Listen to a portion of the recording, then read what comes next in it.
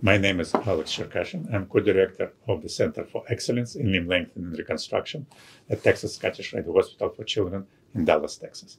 I'm excited today to talk about our recent article, Reverse Dynamization Accelerates Regenerative Bone Formation and Remodeling in Gut Destruction Osteogenesis Model.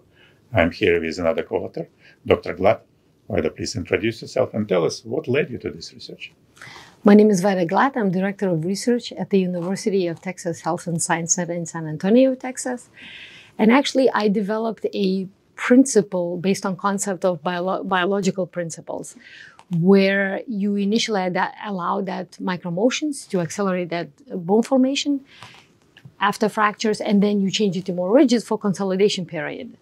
And I've done this proof of concept in rats and then large animal models in fractures or osteotomies, and it works really nicely. So the idea was, can we actually use the same principles for distraction osteogenesis? So, Alex, what surprised you, the findings of the study? The biggest surprise for me was the result of the study, that reverse dynamization works in distraction osteogenesis. In our gut model, reverse dynamization produced better and stronger regenerates. Now, I think there should be some changes in clinical practice based on this research. What do you think, Larry?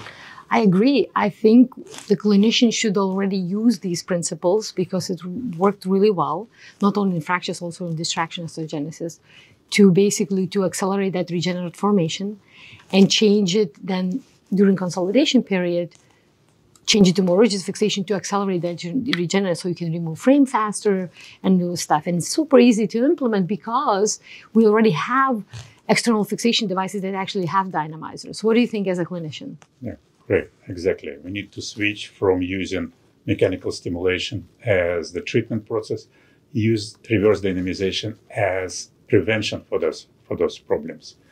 And do you see any other things we need to answer, any unanswered questions in this research?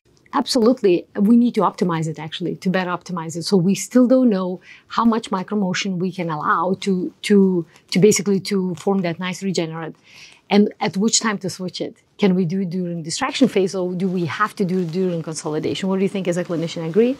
Yeah, completely agree. We also need to find a way how we can apply dynamization for not weight-bearing patients or patients with reconstruction of upper extremity. So, need more research to do? We definitely do. Thank you. Thank you.